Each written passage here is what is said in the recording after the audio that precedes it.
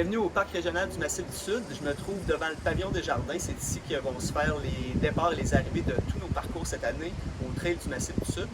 Je m'appelle Benoît Gignac et je vais vous donner quelques précisions aujourd'hui, quelques détails à propos de nos parcours et à propos de l'expérience que vous vivrez ici au Parc régional le 27 août.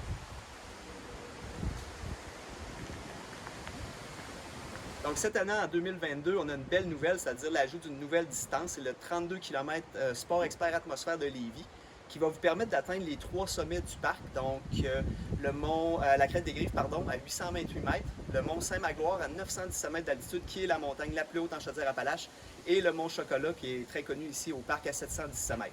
Donc c'est tout un contrat, on parle d'environ 1550 mètres de dénivelé au total. On débute par la crête des Grives, une montée, une descente technique vraiment pas facile. Il faut garder sa concentration. Ensuite, on poursuit vers le mont Saint-Magloire, une longue montée qui nous emmène à 917 mètres, comme je le disais au départ. Ensuite, on a peut-être une petite pause de 2 km dans les multifonctionnels pour reprendre un peu son souffle. Puis finalement, on embarque dans le parcours de l'exploration, qui est peut-être moins connu un petit peu ici des randonneurs. C'est de toute beauté. Tout en verdure. Ensuite, on fonce vers le mont Chocolat avec la boucle panoramique au sommet. Donc, pour ceux qui aiment les vues, les photos, c'est l'endroit pour peut-être prendre une petite pause avant de filer vers la descente qui a été modifiée il n'y a pas très longtemps. Donc, par contre, c'est pas fini parce qu'il reste le parcours des passerelles. Environ 2 km, c'est très technique. Sur des jambes fatiguées, ce ne sera pas facile. Et, comme je le disais plus tôt, la finale se fait ici, au pavillon des Jardins. Donc, je vous parle maintenant du parcours du 22 km qui est déjà bien connu ici. C'est quand même un bon défi avec environ 1000 mètres de dénivelé. Vous allez vous rendre au sommet du mont Saint-Magloire, qui est la montagne la plus haute en Chaudière-Appalaches, à 917 mètres. Donc, ça commence avec une longue montée. Il faut s'y préparer. Ensuite, 2 km environ de multi, le temps de reprendre son souffle un petit peu, puis on passe au parcours de l'exploration. Une fois terminé, vous arrivez dans le nouveau sentier du Mont-Chocolat, en fait, qui est plutôt gravelé, ce qui fait que cette descente-ci va se faire assez rapidement. Par contre, c'est pas terminé, il reste encore le sentier des passerelles qui va vous permettre de chevaucher la rivière 3 fois. Superbe sentier, par contre très technique, donc vous gardez, faut pas baisser sa garde en fait. La fin du parcours se fait ici au pavillon des Jardins. Donc, un beau défi. Comme je le disais, 1000 mètres de dénivelé pour des coureurs qui ont quand même de l'expérience ou peut-être des gens qui ont connu des distances entre 10 et 20 km puis qui ont augmenté un petit peu de volume cet été, sont prêts pour un nouveau défi. Je pense que le 22 km, ça serait parfait. On parle maintenant du 11 km. Moi, c'est une distance que j'aime beaucoup. Ça combine l'endurance avec la vitesse. Donc, le départ se fait dans la piste multifonctionnelle. Ça part assez rapidement. Ensuite, on passe au parcours des ravages, pas très longtemps, mais quand même sentier de rando technique. On passe ensuite dans des sentiers de vélo de montagne, entre autres les rablières. Donc ça se fait quand même assez rapidement. Dans ce que je vous ai mentionné, là, il y a une montée, une descente. Donc cette première moitié de course, ça se fait quand même bien. Ensuite, c'est la D, donc multifonctionnel encore. On a peut-être 1 km environ pour se délier les jambes. Puis là, c'est la montée la plus difficile du parcours, qui est le parcours des parois, donc une bonne montée technique. Ensuite, on arrive dans la boucle du mont Chocolat, ce qui va vous permettre de redescendre par un sentier gravelé. Ça va quand même rapidement pour la descente. Il reste le parcours des passerelles qui est, on le connaît bien ici, technique, là, pas évident, beaucoup de racines, beaucoup de roches. Puis finalement, un dernier petit bout sur lacet là, pour finir rapidement là, avec un bon kick. C'est un parcours qui s'adresse aux gens qui ont de l'expérience en sentier ou qui en ont fait un peu. On rappelle aux gens, là, les chiens ne sont pas permis, les écouteurs non plus. Si jamais vous deviez dépasser, passez par la gauche. Sinon, si quelqu'un veut vous dépasser, vous demeurez à droite.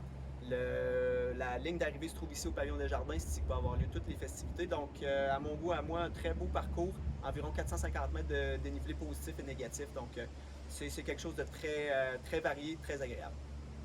La course la plus courte, mais non la moindre, c'est le 6 km. C'est un très beau parcours, très varié. Ça commence sur la donc sur une multifonctionnelle assez rapidement. Puis ensuite, on passe au parcours de randonnée Les Ravages. C'est plus technique.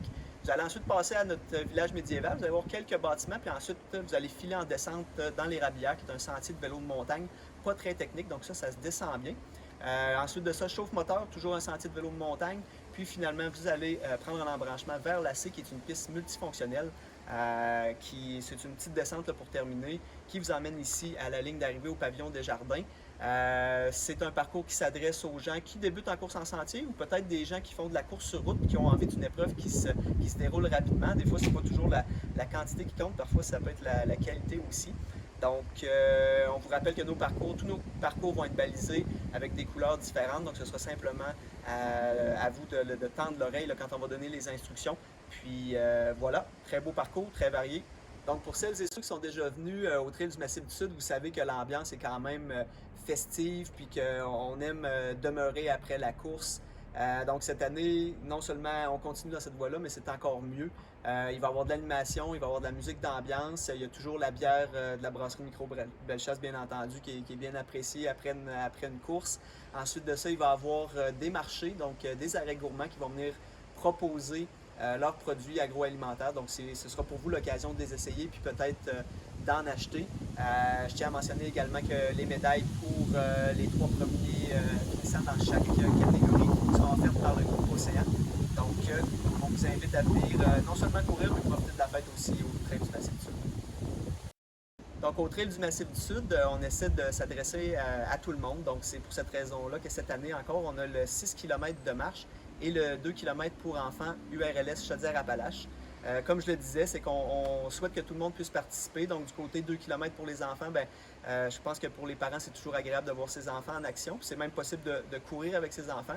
Pour ce qui est du 6 km, on s'adresse à tous ceux et celles qui aimeraient faire partie de la fête, mais qui ne sont pas nécessairement des coureurs. Donc, c'est le même parcours que notre 6 km de course. Par contre, vous le faites à votre rythme, à la marche.